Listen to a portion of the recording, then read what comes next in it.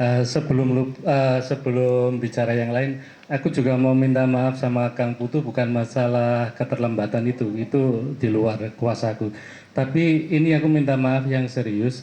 Kenapa aku nggak ngingetin Martin untuk memasukkan nama Triyanto Tripikromo? Yang salah aku mas, aku njaluk ngapura.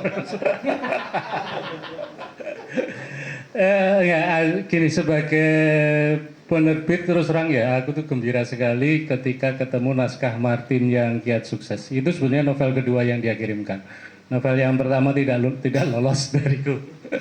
Tidak, itu novelnya lurus waktu itu, tapi ya nggak menarik. Nah, di Kiat Sukses itu kan artinya ada tawaran yang segar sekalipun tidak sama sekali baru di dunia penulisan ya. Bahwa bentuk novel itu bisa segala macam. Kalau kita masih ingat Milorad Pavic yang bikin Kamus Kasar, dia bikin novel dalam bentuk kamus. Jadi ketika diterjemahkan, yang misalkan Guci Kasar yang dalam bahasa Inggris Kasarjar, kemudian di sini jadi G, bisa berurutan lagi. Jadi novelnya ini bisa berkembang segala macam gitu. Nah menurutku ya mungkin juga tadi lupa Martin soal Bolanyo kali ya. Nah kebetulan kan Bulantin pernah baca Bolanyo nggak Tin? Belum. Terus ternyata ragu sekali baca Bolanyo itu kan memang spekulasinya tinggi sekali kan, spekulasinya tinggi sekali. Nah, bahwa saya menantang Martin, iya itu benar. Dan sebetulnya tantangan itu setengah dijawab di novel yang menyaru sebagai antologi puisi. Itu antologi itu menurutku itu novel itu. Cuma menyaru sebagai antologi puisi. Lah wong penulis puisinya dia semua kok. Ya.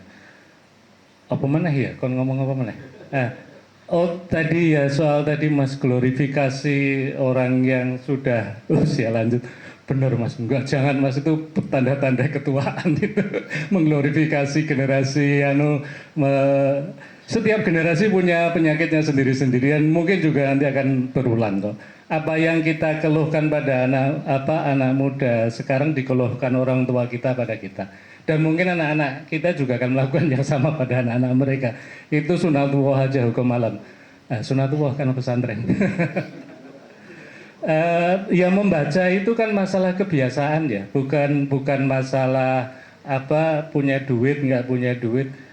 Kalau katakanlah oh saya nggak bisa baca karena nggak punya duit, kalau nggak punya kebiasaan enggak. Jadi ketika punya duit pun nggak akan beli, nggak akan baca, gitu loh.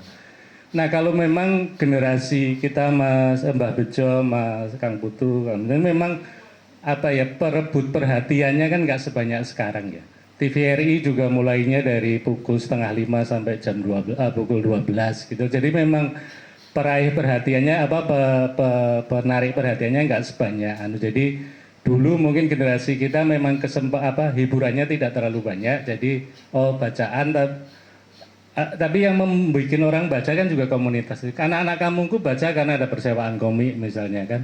Yang dibaca ya Kopinghus, Tensilan dan segala macam. Tapi aku sebenarnya pengen tadi mas nambah yang penting kenapa kok mau-maunya orang bersastra gitu ya. Lah opo gitu kan, itu opo sih. Mungkin cerita ini ada satu orang namanya FX Tool. FX Tool itu pernah bekerja sebagai pelaut dan kemudian pernah bekerja juga sebagai matador dan akhirnya ketika usia 40-an dia di ring tinju sebagai cutman itu yang bersihkan luka-luka dan segala macam dan dia juga berlatih tinju gitu loh. Nah dia mengamati orang-orang kok mau ya masuk ring itu kenapa ya? Kan padahal kalau masuk ring mau sejago apapun pasti kena pukul.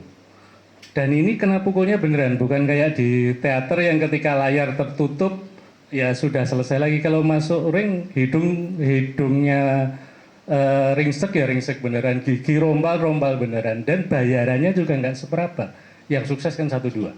Nah, tapi dia terus kan dia juga ikut latihan tinju.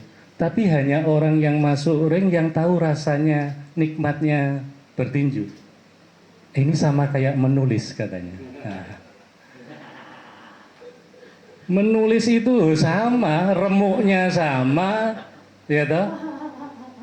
kalau pas nulis juga beda sama anak-anak band, ditonton juga seneng, ada grupisnya. Kita nulis kan suntuk gitu kan, ya kan? Suntuk, belum tentu laku. Kalaupun terbit, dicela saut, gitu kan?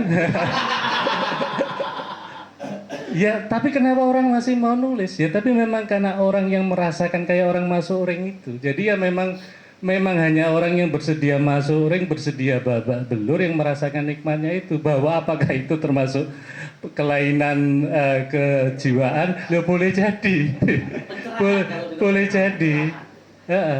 Tapi ya memang hanya orang yang benar-benar menekuni satu hal. Jadi sebetulnya itu nggak terbatas menulis lah ya, orang mau di kriya, di apa. Tapi maksudnya ada orang ketekunan luar biasa, bikin sushi bertahun-tahun, itu yang bisa merasakan nikmatnya menggeluti satu profesi atau satu kegiatan.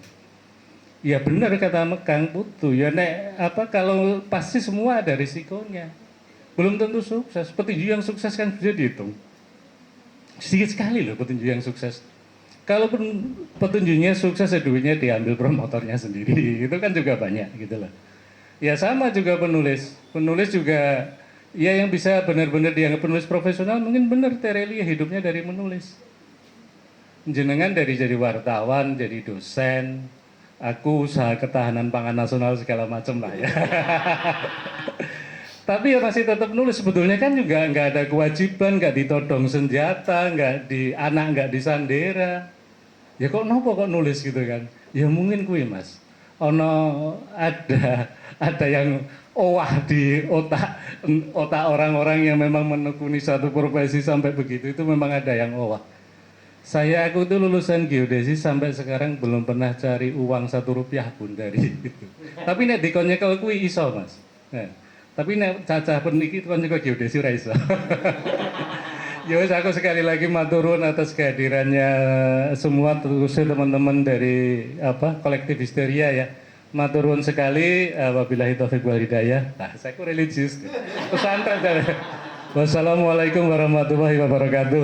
Ya moga-moga ini dilarisi, kalau ada edisi revisi menurut saran Bapak itu ya dilarisi lagi.